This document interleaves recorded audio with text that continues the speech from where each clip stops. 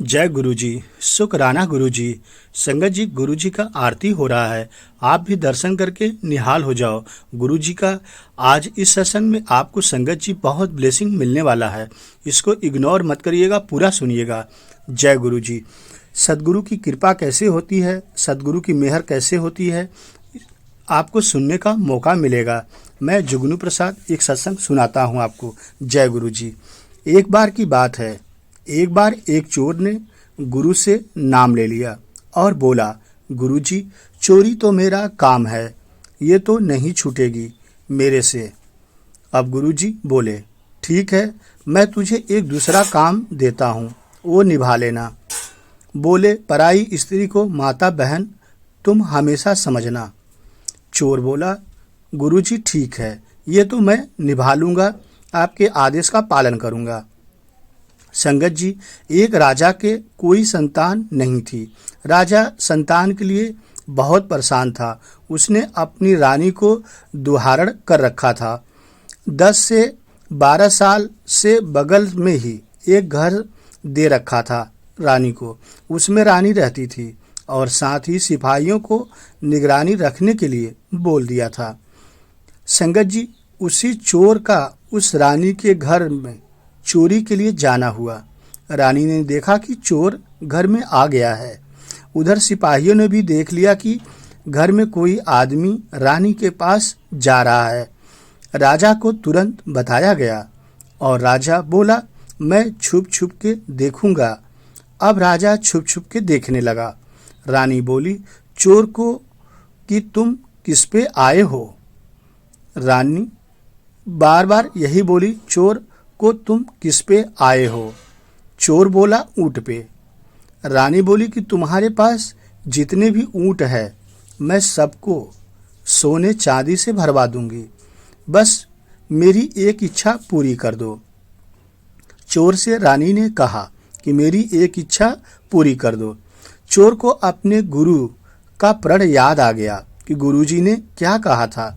चोर ने तुरंत बोला, जी, आप मेरी माता हो और आप मेरी माता के समान हो, इसलिए मैं आपकी इच्छा नहीं पूरी कर सकता। जो पुत्र के लायक वाली इच्छा हो तो बताओ, मैं पुत्र वाली इच्छा पूरी कर दूंगा और दूसरी इच्छा मेरे बस की नहीं है। राजा ने सोचा, वाह, चोरों के इतना ईमानदार।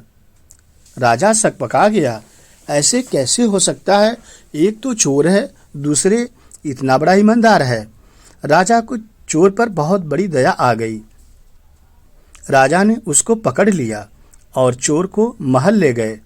राजा बोला, मैं तेरी ईमानदारी से खुश हूँ। तू चोर है, मैं तुझे सब कुछ देने के लिए तैयार हूँ। तू वर मांग, आज जो मांगेगा तुझे वो दूंगा। चोर बहुत हक्का बक्का रह गया, बहुत सोच में पड़ गया। ये कैसा अजूबा हो गया, यह कैसा चमत्कार है। चोर सोच सोच के बहुत परेशान था और अंत में चोर फिर बोला। चोर बोला, जी आप दोगे, पक्का वादा करो। क्योंकि चोर को भरोसा नहीं हो रहा था कि एक तो मैं चोर हूँ, दूसरा ये राजा है और चोरी करते हुए मुझे पकड़ा है और कह रहा है कि वादा सब कुछ देने के लिए तैयार भी है, यह कैसे हो सकता है। राजा बोले, तू मांग तो, क्या मांगना चाहता है? संगत जी, चोर बोला, मेरी माँ को जिसको आपने दुहागन कर रखा है उसको फिर से सुहागन कर दो। राजा बड़ा खुश हुआ।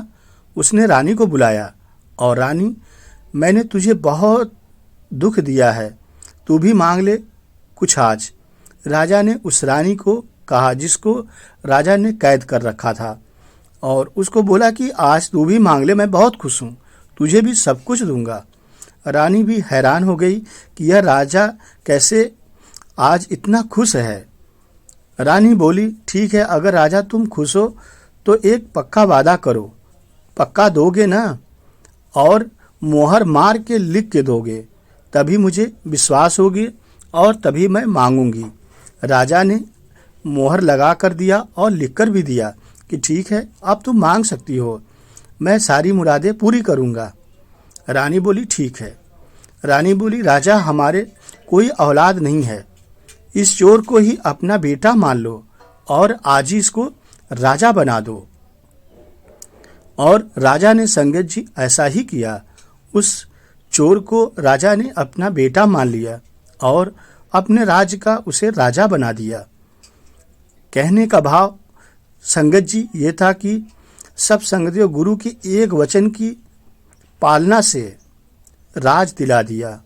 अर्थात आप समझ गए होंगे इस कहानी के माध्यम से कि एक चोर को भी एक गुरु कहाँ से कहाँ पहुँचा देते हैं। एक चोर था, आज वह राजा भी बना और जो है एक पुत्र भी बन गया। और हम तो गुरु की संगत हैं, सत्संग सेवा सिमरन करते हैं तो निश्चित हमारा भी कल्याण है। इसलिए संगत जी अपने सारे भ्रम आज अपने दिमाग से निकाल दीजिए, आपका कल्याण निश्चित होगा। जय गुरु जी।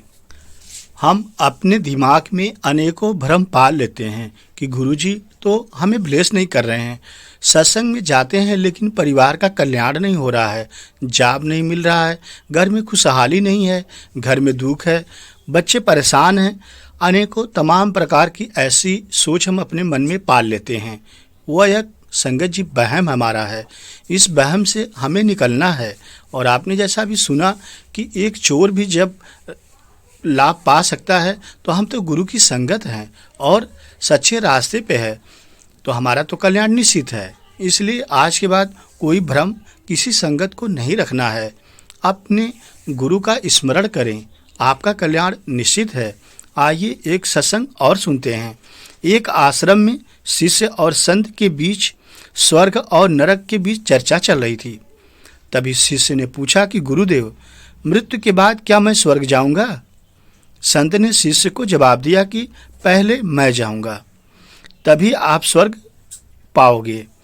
यह जवाब सुनकर शिष्य को लगा कि स्वामी जी को अभिमान हो गया है, इसलिए ऐसा जवाब दे रहे हैं। शिष्य ने इस बात की शिकायत आश्रम के बड़े महात्मा जी से कर दी, क्योंकि शिष्य को यह आश्चर्य लग रहा था और शिष्य परेशान था। महात्मा जी को मालूम था कि वह संत बिल्कुल भी अभिमानी नहीं है, क्योंकि महात्मा को तो सब पता रहता है कि कौन कैसा है, अभिमानी है या घमंडी है, यह भली भात पता रहता है। वह अपनी बात कम शब्दों में कहते हैं। महात्मा जी ने संत और शिष्य को बुलाया, दोनों लोगों को, और पूरी बात पूछी। महात्मा जी ने संत से पूछा, बताओ क्या तुम स्वर्ग जाओगे? संत ने जवाब दिया कि पहले मैं जाऊंगा, तभी मैं स्वर्ग जाऊंगा। महात्मा जी संत की बात समझ गए और उन्होंने शिष्य को समझाया कि इनके कहने का मतलब है कि पहले यानी अहंकार जाएगा, तभी हम स्वर्ग के अधिकारी बन सकेंगे। तुम इस बात को समझो कि जो अहंकार है वह खत्म हो जाएगा यदि संत जी पहले जाते हैं। जब तक मन में अहंकार रहेगा तब तक हमारे सभी पूरे कर्म बेकार हो जाते हैं, पूजा पाठ निष्फल हो जाती है। अहंकारी व्यक्ति दिन रात वह पाठ करेगा तब भी स्वर्ग प्राप्त नहीं कर सकता है। इसलिए हमें इस बुराई से संगत जी बचना चाहिए। इस प्रसंग की सीख यह है कि हमें अपने अच्छे कर्मों पर अहंकार नहीं लाना चाहिए। यदि हम अपने कर्म कर रहे हैं तो हमें अपने कर्म को ही हमेशा करना है। अहंकार जिस दिन आएगा उसी दिन हमारा कल्याण रुक जाएगा। जय गुरु जी। एक बार बाबा फरीद की माँ ने कहा, बेटा घर में शक्कर नहीं है, बाजार से शक्कर लाओ। बाबा फरीद जी ने पूछा, माँ कितनी शक्कर ले आऊं? माँ ने कहा, 1 पाव ही काफ़ी है। बाबा फरीद परमात्मा के ध्यान में ऐसे बैठे कि शक्कर लाना ही भूल गए और सारी रात बैठे ही रह गए। माँ ने भी उन्हें ध्यान से उठाना उचित न समझा और दरवाजे बंद करके सो गई। फरीद जी सारी रात बैठे रहे। सुबह हुई, माँ ने दरवाज़ा खोला, चाहा दरवाज़ा खुले ही नहीं, सारा शक्कर घर से भरा पड़ा था और शक्कर दरवाजे की झिरी में से कमरे में आने लगी थी। माँ ने कठिनता से दरवाज़ा खोला। बाबा फरीद जी समाधि से उठे तो माँ ने कहा, मैंने तो 1 पाव शक्कर लाने को कहा था, इतनी सारी शक्कर क्या करनी थी? बाबा फरीद जी जवाब दिया, मैंने तो परमात्मा से पाव के लिए ही कहा था, लेकिन मैं क्या करूं, भगवान का पाव ही बहुत बड़ा है। जरूर उसने तो अपने हिसाब से पाव ही दी होगी। परमात्मा का हम जीवों के साथ इतना प्यार है, वो हमारी हर एक मांग को पूरी करते हैं, हमारी जरूरतों से कई गुना देते हैं। पर ये तो हम ना शुक्रे हैं जो समझ नहीं पाते, जो किसी भी बात के लिए अपने ईश्वर का शुक्राना नहीं करते, धन्यवाद नहीं करते। ईश्वर का प्यार अपने शिष्य के लिए हमेशा बना रहता है। 100 गुना अधिक गुरुजी देते हैं। हो सके तो कुछ पल अपने बनाने वाले के साथ जरूर बिताओ। जब केवल वो आपको देखे, आप उससे बात करो। सच जानो, जो 1 पाव की इच्छा लेके बैठे हो, इतना हो जाएगा, रख नहीं पाओगे। और प्रभु ने जो बिना मांगे हमें इतना कुछ दे रखा है, उसके लिए हमें हर पल प्रभु का शुक्रिया अदा करना चाहिए। शुक्राना करते रहो संगत जी, सब कुछ मिलेगा। जय गुरु जी।